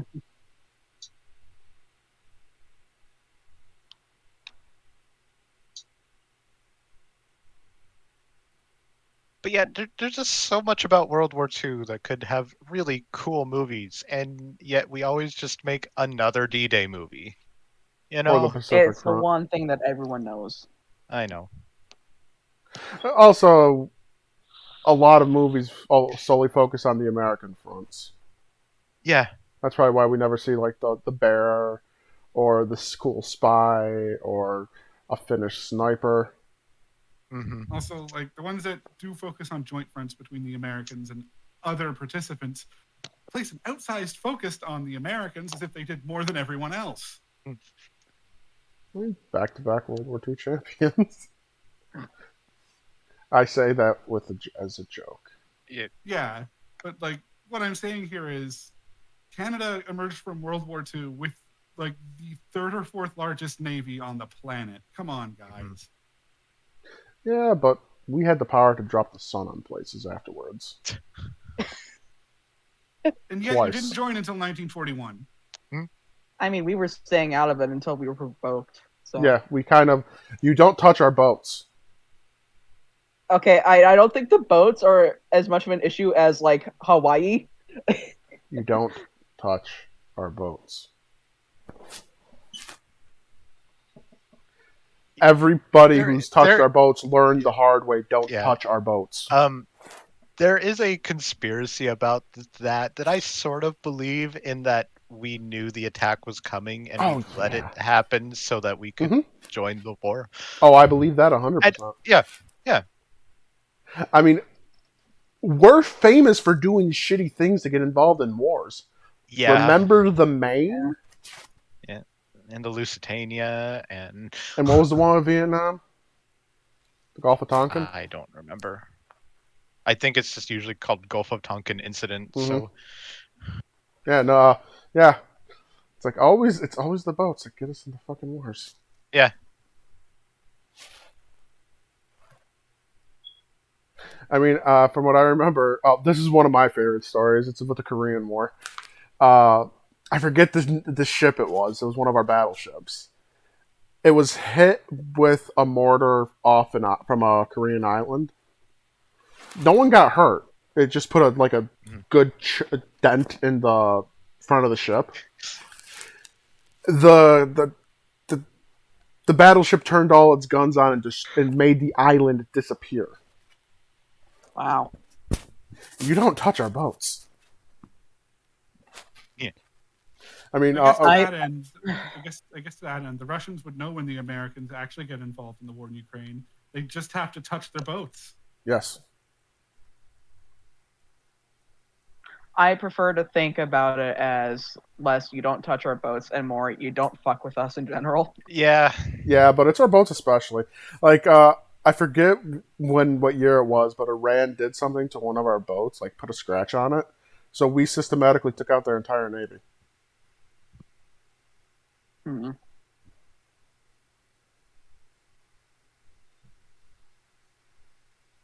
Yeah, like I think if the U.S. has proved anything throughout all these wars, it's that if you provoke us, we will retaliate with deadly force. And honestly, I think that's a valid position to keep. Yes, I agree. Might makes right. And whoever Not has the necessarily biggest might makes right, but more fuck with us and we fuck with you. Mm-hmm. And that's why I love. You're going to, and we also have this thing where if we know you're going to fuck with us, we won't stop you from doing it. No, because it's like it's not our fault if you decide to attack us. We're always looking at But it- ways to test new weapons. Mhm. Condensed version. Fuck around and find out. Yeah, Yes. basically. We are fuck around and find out the country. Mm-hmm. You are like the U.S. is a literal wasp nest. Yeah. Yeah. And we're just as crazy as it- wasps. Like you Really wanna is now with all our drones. yeah, like you wanna attack us? Go ahead. Don't complain about the consequences. Yeah. We have enough nuclear weapons to end the world 3 times over. I think so does Yeah. Russia. Oh, Russia and China do as well. Yeah, that's why we have mutually assured destruction going on. Yes. You want to hear something scary? The thing about modern nukes is they're a lot less like mass destruction esque than people think they are. They're precise. They are Yeah. precise. Except if you're Russia, then you have the Tsar Bomba. Yeah, the point behind mutually assured destruction isn't mass destruction, but rather if you use nuclear weapons on us, we will use nuclear weapons on you. Right. Unless you're France. France has a warning shot. Like every Also, country unless you're except... Russia. Huh? Also, unless you're Russia, in which case you can't guarantee your nukes even work. Yeah, that's true. That is so true. But no, I love France's position on with their use of nuclear weapons. America, you have to use nuclear weapons on us for us to use nuclear weapons on you. Every country is the same exact way. France, if they're pushed, they will have a nuclear warning shot. What does that mean? They will launch a nuke just to say we can launch a nuke. Ah, okay. So basically, North Korea only with the actual technology to back it up. And the rest of NATO backing them. North Korea, but not insane. Sometimes I wonder about France. Yeah, France is a little insane. Can't go through that many republics without being insane. Fair. I love that we I mean, both hell, agree. we're on talking France about that. we're talking about the same country that brought us fucking Napoleon. Yeah. Yes. Well, I mean, Napoleon was from Corsica. All right, they made a pastime of using the guillotine. Yeah. They invented the guillotine. I know. And they basically made it into a sport. Yeah. Like, we meme about cheese-eating surrender monkeys, but have you fucking seen French protests? Oh, they know how to fucking protest. The one thing that I actually like that Quebecers adopted from the French, how to fucking make it run a protest. And how do they do that? With a lot of like violence and getting in the fucking way. I mean, what Oh, they're so doing... leftists. A little better. Literally both sides do it. Oh, so leftists. Yes, but the conservatives of France use the same tactics. Yeah, but that's my point. Horseshoe theory. But Oh. yeah, like I am inherently against rioting as a protest. Well, with what the French government's doing lately, it's needed. With the I am farms. inherently against rioting as a protest. When the government's telling you how you can farm, which would affect the whole what you eat, you need to stand up to that kind of stuff, because if the government starts telling you how to farm and who can farm, then there's usually not enough food to go around.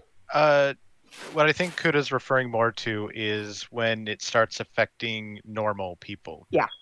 Oh. I am inherently against rioting as a protest. Because riots don't just target the people who are responsible for the thing. They target normal people. They target government officials who have nothing to do with it. Well, from what I've seen with the French protests, they're just like targeting government stuff. And the way they're not burning things down like we do in America. They're just like truckloads of manure down the streets blocking in the government buildings. Yeah, okay, well, I heard violence, so... French protests do... They can get violent. More than sometimes get a bit violent, yeah. And fiery. But it's mostly mostly peaceful but fiery. So leftists. Just depends on how CNN covers it, I guess. Mostly peaceful but fiery. I wish I was making that shit up, but that was a thing CNN did. Yep. I really wish I was making that one up. Okay, am I the only one hearing weird noises in the voice chat? Yes. Okay. Probably.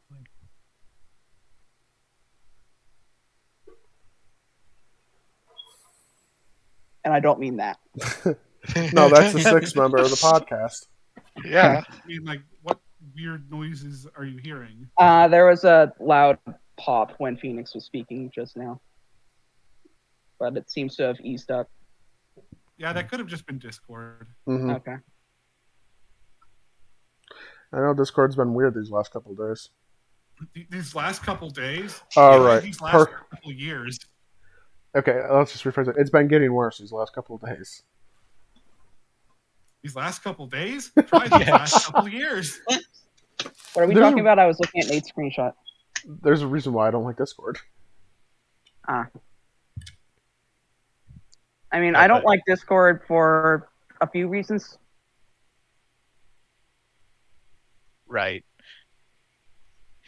No, but the screenshot I posted was when we were talking about the guillotine and stuff. I was like, who was the guy that, I feel like that question has been brought everything- up in here before. And so I just searched on DuckDuckGo French guillotine guy. Yep, there's Maximilien Robespierre. I feel like that's been brought up on this before. Yes. Yeah, it has. I'm just really bad at remembering the name Robespierre. And didn't they use it on him too? Yes, Yeah, because he went a bit insane. a bit. Yeah. Like basically he may have ousted the royalty, but then he made a new like group of elite people and is like everybody was like, hey, this is what you were fighting against. So, like, the king is dead, long live the king kind of shit. Mm-hmm. Yeah. I mean, isn't that kind of just the point of all revolutions in the end? Yeah. Yep. One person's on top, then another, and then another. Don't forget that Napoleon was the emperor of the French Republic.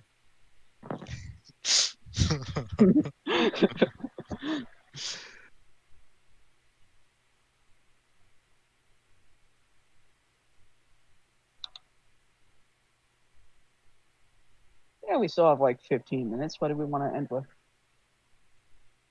Oh no, I have a random comment. Have you ever noticed that Voidwalkers look a little bit like Dreepy? Yes. yeah. Yes. I think that's why I like Dreepy so much. Makes sense to me.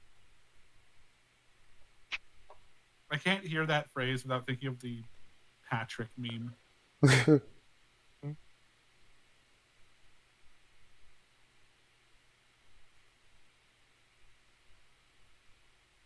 Yeah, the head shape a little bit is similar to Droopy. Yeah. It's going to be a while before we get on the Pokemon that's as peak as Droopy. I don't know. I mean, I just saw Dreepy and fell in love with it, so... It's a good design. It's adorable. Like, all its evolutions are good. Yeah. There's been a few Pokemon that I just fall in love with at first sight. Like in the same generation, you got the Applin line. So Yeah, exactly. those are peak.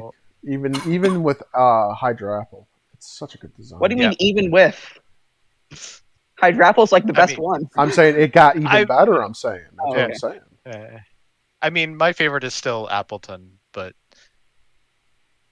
I'm kind of that's hoping understandable. Appleton and Flap will get evolutions now. Someday. Listen, I just want more of these things. Yes. Yeah.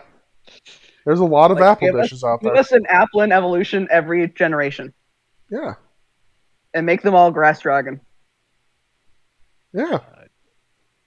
I need more of these things. I need more. There's also like the Fido line, the Yeah. Smoliv line. Eh. Uh,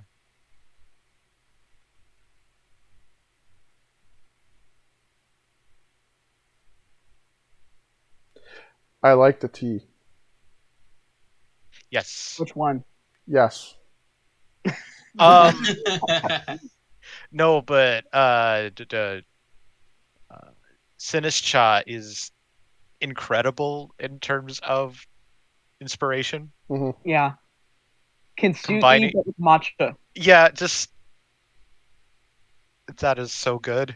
I love it. I just love I that want an actual there's. Kintsugi Pokemon, but I'll take this. I just love how the potential with Synesty be in regional evolution, of regional forms. Hmm. Like every culture It's has not. tea. It's not even a regional form. It's a convergent. Convergent evolution. Yeah. That's right. I forgot. Like that, I can Yeah. rephrase that. It has so much potential to be a convergent evolution because tea is universal. Yeah. I want a latte geist. Mhm. Yeah. I still gotta design the Uh, chai tea one. Oh no, brain. Oh. Full latte geist. If you get a region based on Canada, it'd be a fucking Tim Hortons ice cap. I just want coffee poltergeist line. Yeah, Yeah. we'll just put it in like a little Starbucks cup kind Because of like, thing. what is coffee but tea made out of beans? Yeah, It's true. I mean, they're basically the same concept. it is. Just boil thing in water until water turns funny color. Yeah. Add sugar, enjoy. Until water smells nice. Exactly. Yep. Boil thing in water until you get a colored solution of stimulant. Yeah. Yeah.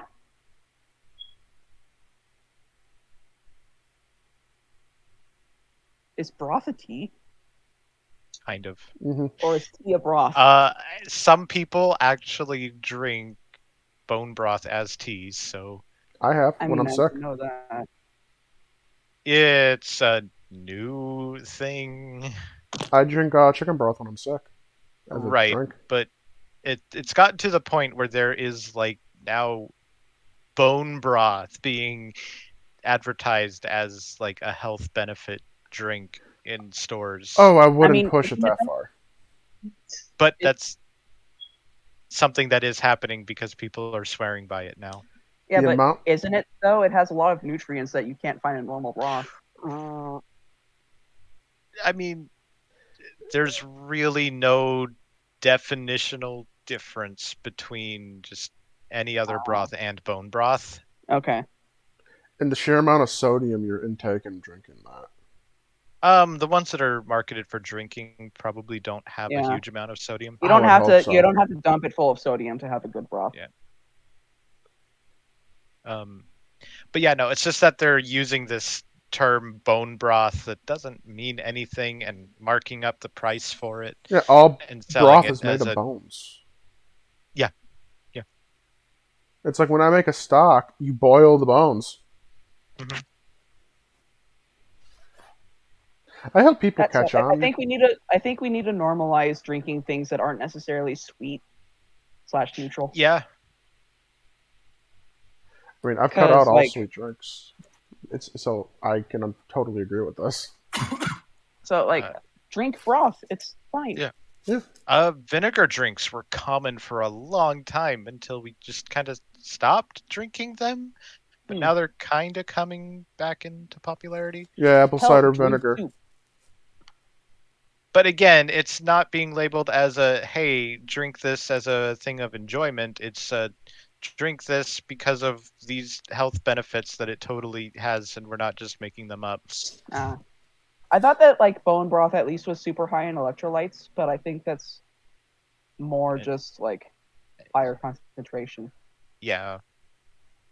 No, And like it will have some salt in it, and that'll be electrolytes enough to say it's high in electrolytes. So Okay. I will say this one thing about the apple cider vinegar. Mhm. It does boost your it does like kick in metabolism to an extent. Right. So I can see why it is advertised as a weight loss hack. That might Yeah. be because the body's trying to get rid of it. Yeah. Yeah, but like with the apple cider vinegar thing, it's just that, there are companies now that are putting out apple cider vinegar specifically marked as a health drink thing that's no different from the culinary apple cider vinegar, but marked up in price by a lot. Oh, Right. I couldn't imagine just drinking that straight. Oh, that gives me shivers. And it's like ruined the whole experience of just like apple cider vinegar existing. Mm. Because people just always assume that you're using it for health reasons now. People don't even realize vinegar is a great thing to clean with now. Yeah. Yeah.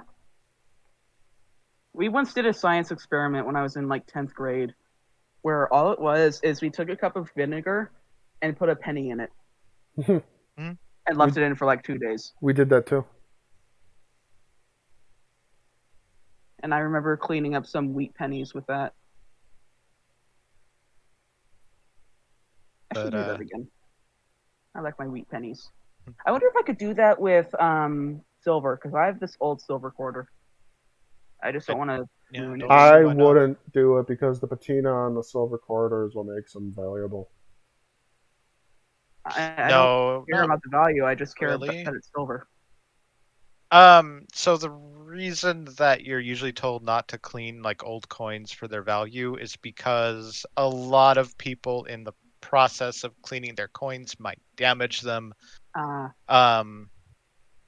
And damage them will reduce the value.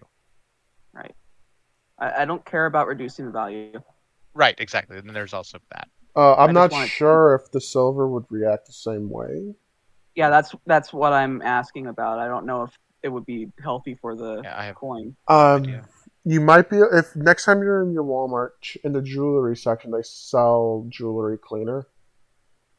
It's usually like in a red tub, and you just like stick the jewelry in it for a little bit, and it cleans it. The silver coin would work the same way in that. Okay. And I don't think it's that expensive. Like, probably like $8 for it. And it's like you just keep reusing it for stuff. Like if you have like jewelry you want cleaned. Okay. Yeah, I'll look into that. I like silver things. That's understandable. I like also silver's nice. That reminds me that the other day when we were painting our cabinets, of course I got some on my hands, and I just wanted a quicker way to clean it. So I asked my mom, "Hey, do we have any acetone?" And she was like, "What?" And I was like, "Nail polish remover." Oh yeah, it's in the bathroom. That's dangerous to use on your skin. Yeah, I just put like a little bit on it. And, I use acetone for a lot of stuff. It's really good in crafting. Like I didn't dump it on my hands. It was just like drops just to get the paint off. I had to do that once recently. I got silicone on my hands, raw silicone, like the liquid. And apparently I'm allergic to it, and it was starting to like have a reaction on my skin and burn terribly.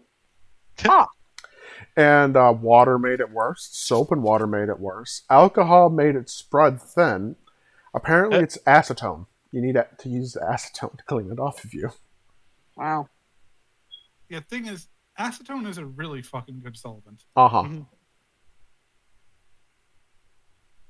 It's like, I think it's like the third most used in the lab outside of ethanol and water. It's great for cleaning paint. Yes. Just don't ever leave miniatures in it. You'll have goop. I never done it. I've seen it done though. The biggest danger with acetone isn't necessarily the fact that it's toxic, because it is, but not really. The biggest danger with acetone is how volatile and flammable it is. Yes. It's one of those things where it's like you don't put it in the garbage after you're done with it. You're not supposed to. Because like the bottle I have warned you, it can what's that word? Spontaneously. Yeah, spontaneously combust. I mean, Interesting. I don't see it happening, but like, I can understand why it's warning you of that. Yeah. Linseed oil is also another thing that can spontaneously combust for no reason. Oh, geez. You know, anytime I used linseed oil when I was doing oil painting, after I was done with it, whatever I had it touched, soaked up with like a napkin or something, I would have to put it in a plastic baggie and soak it with water, then throw that out. Hmm.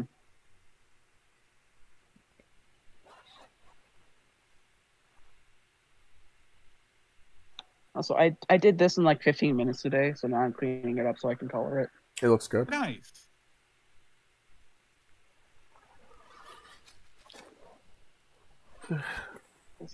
It's an I, old I s- character of mine that just needed new art.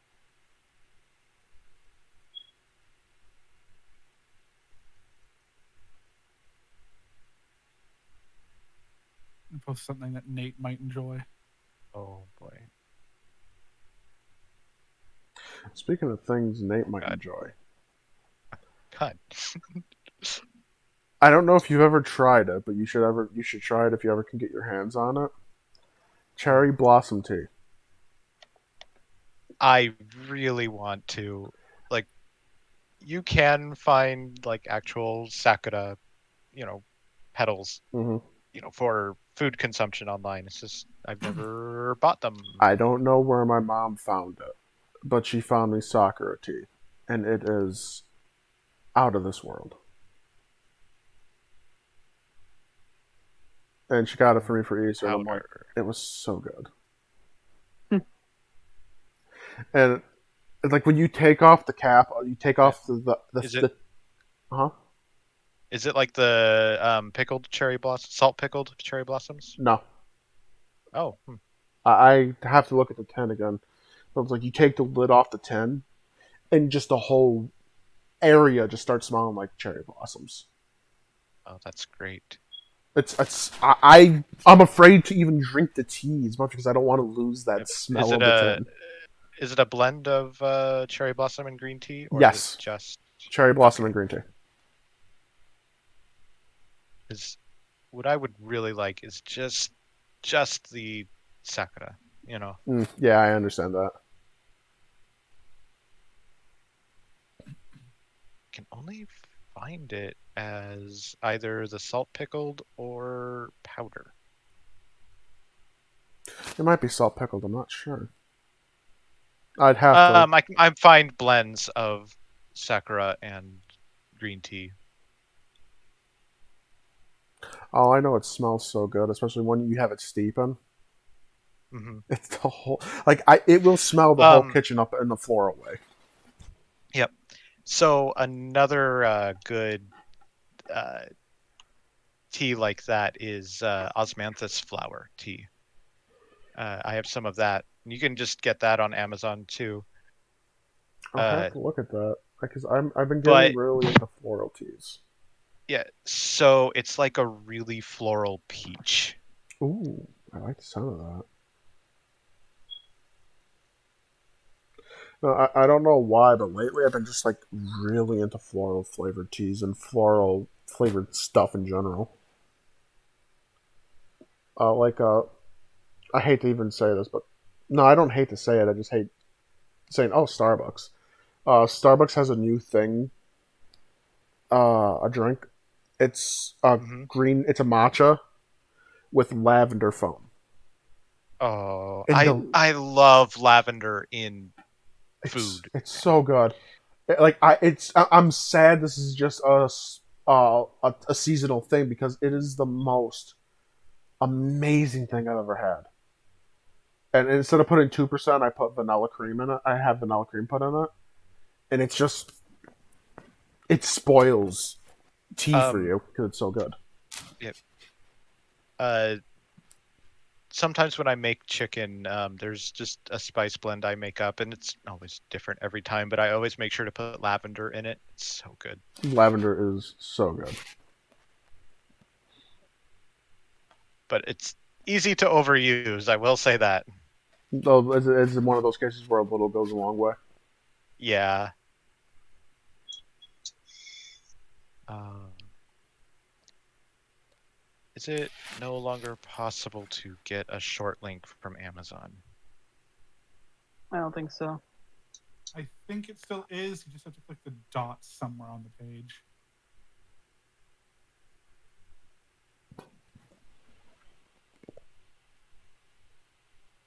Amazon, please. I'm sure you want me to share things. You know? Mhm. Yeah. Why do you make it so hard to share things? Do not understand. Fine, I'll just screenshot it then.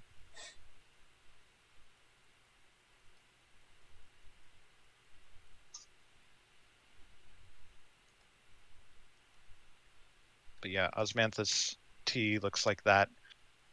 Like I said, it has just this peach, mango-ish flavor to it that's really nice. And it's not expensive.